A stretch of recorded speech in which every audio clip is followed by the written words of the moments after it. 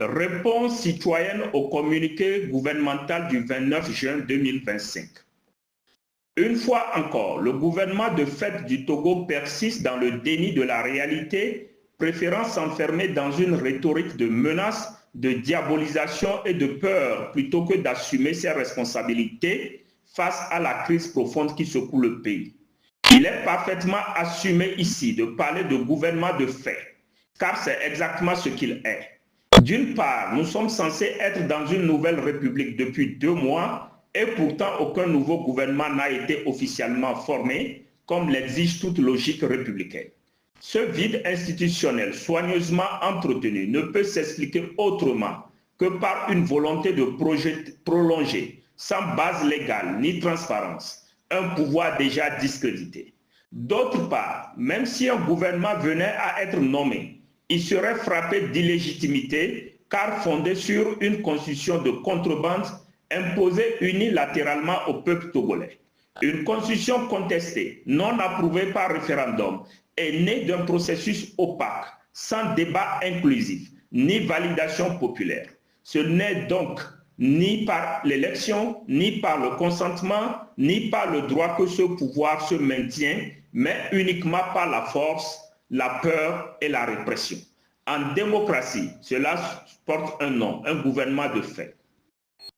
En qualifiant systématiquement toute voix discordante de déstabilisatrice ou manipulatrice, le gouvernement révèle une peur panique de l'expression populaire.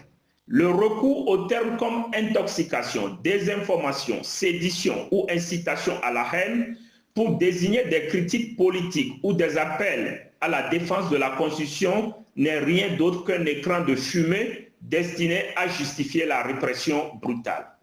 Les Togolais ne sont ni naïfs ni amnésiques. La tentative de manipulation de la Constitution par des procédés aussi grossiers que l'interprétation abusive de cette disposition ou son évacuation pure et simple constitue une forfaiture politique. L'argument du type « rien n'interdit à l'Assemblée nationale de modifier implicitement l'interdiction de modifier la Constitution » est juridiquement malhonnête et moralement indéfendable. Un pouvoir qui a piétiné la Constitution de 1992, organisé une confiscation du pouvoir par la fraude et installé une Assemblée nationale monocolore sans légitimité populaire, ne peut aujourd'hui se présenter comme le gardien de la légalité.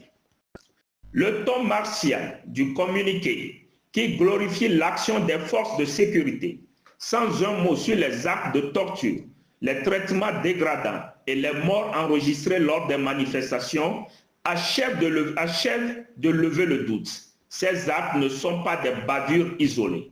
Ils sont le produit d'un système organisé, exécuté avec l'aval, sinon les instructions de tout un gouvernement désormais disqualifié. Les décès signalés autour du 4e lac ou à Baie ne sauraient être classés avec légèreté comme de simples noyades, alors que tout le contexte démontre des opérations de répression sanglantes. Les familles méritent la vérité, pas des analyses bâclées dictées à des fins de communication politique. La stratégie du gouvernement est claire: entretenir un climat d'alerte, désigner des ennemis fictifs, extérieurs, instrumentaliser les populations dites matures pour opposer les citoyens entre eux. Tout cela pour occulter l'essentiel, la contestation massive et légitime de la contre-réforme constitutionnelle et du régime autoritaire. À vous, soldats, gendarmes, policiers, les actes de barbarie des 26, 27 et 28 juin 2025 viennent s'ajouter à ceux du 6 juin 2025. Aucun accord politique, aucun silence complice, aucun communiqué gouvernemental ne pourra vous absoudre. Vous devrez répondre de vos actes devant la justice, mais aussi devant vos familles, vos voisins, vos enfants. Même dans le silence, votre passivité vous rendra complice. À ceux qui ont la mémoire courte, souvenez-vous, le général Kadanga et même Pachanya Singbe furent un jour puissants puis abandonnés. L'impunité n'est jamais éternelle. Si nous, simples citoyens, trouvons le courage de dénoncer l'inacceptable et que vous, armés, choisissez la peur ou le zèle de l'exécution aveugle, il faut se demander quel est encore votre rôle. Protéger le peuple ou servir ses bourreaux. Si vraiment vous êtes fort, allez déployer votre force et votre courage là où nos populations souffrent. Dans la région des savanes, là où les terroristes tuent en toute impunité. C'est là-bas que la République a besoin de vous, pas contre des jeunes désarmés. Nous déplorons le fait que d'autres corps constitués, pourtant dotés d'une autorité morale ou institutionnelle, se sont également enfermés dans un silence préoccupant. Aux chefs traditionnels et aux leaders religieux, nous disons, votre autorité ne se limite pas aux bénédictions et aux appels au calme. Elle engage aussi votre parole face à l'injustice. Ce peuple que vous accompagnez spirituellement ou culturellement souffre et votre silence est en train de devenir une forme de trahison. Vous ne pouvez prétendre représenter la sagesse si vous restez sourd à la détresse de vos enfants battus, enlevés ou tués en pleine rue. Le silence dans certains contextes est un choix politique. Nous interpellons aussi le barreau, les enseignants-chercheurs, les opérateurs économiques. Quand un pouvoir foule aux pieds les droits fondamentaux, dévoie la Constitution et organise la terreur dans les rues, nul ne peut rester neutre sans se rendre complice. Où sont les voix du droit, celles qui doivent défendre le socle républicain? Où sont les intellectuels qui, hier encore, instruisaient des générations sur la démocratie et l'état de droit? Où sont les entrepreneurs qui savent que sans État juste, il n'y a pas d'économie durable?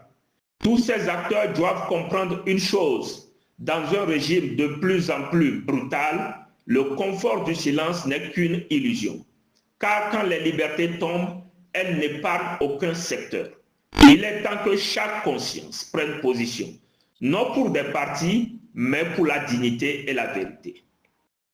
Ce communiqué apporte une confirmation supplémentaire. Les arrestations arbitraires, les violences, les tortures et les morts assumées collectivement par les membres de ce gouvernement, leur responsabilité politique, morale et pénale sera engagée. Nul ne pourra dire « je ne savais pas ». L'impunité ne sera pas éternelle. Il est par ailleurs quelque peu aberrant que ce communiqué pourtant prompt à célébrer le professionnalisme des forces de sécurité ait omis de féliciter la bravoure des miliciens civils non identifiés qui ont épaulé les mêmes forces dans leur mission de maintien d'ordre. Ces individus armés de gourdins, de machettes et parfois même d'armes à feu ont activement participé à la chasse aux manifestants, au passage à tabac et à l'intimidation des populations dans plusieurs quartiers de Lomé. Le silence du gouvernement sur leur rôle, pourtant largement documenté, équivaut à une forme d'aveu. Ces milices sont devenues des extensions non officielles d'un appareil répressif hors de contrôle. Ce silence complice pose une question grave. À quand la légalisation officielle des escadrons de la terreur dans le Togo dit républicain? Chaque citoyen a le droit et le devoir de s'engager pour restaurer une constitution violée. Il ne s'agit pas de provoquer le désordre, mais de rétablir la légalité. Car on ne se libère pas en obéissant aux lois de l'oppresseur. L'apartheid aussi avait ses lois. La protection de la faune avait aussi ses lois dans les préfectures de Loti et de la Kéra. On a tous appris en 1990 que c'était une disposition violant les droits humains. Qu'à cela ne tienne, l'esclavage et la colonisation étaient légales. Le combat démocratique du peuple togolais s'inscrit dans une longue tradition de lutte contre la tyrannie. Et si le régime veut ériger l'intimidation en méthode de gouvernance, il trouvera face à lui un peuple plus déterminé que jamais. Les Togolais de 2025 ont appris de 2005. Le pouvoir oppresse, le peuple résiste, l'histoire jugera. Nous sommes fatigués, nous sommes fatigués, nous sommes fatigués. Papa Kadidja, citoyen engagé pour un comportement éthique et un leadership moral au Togo.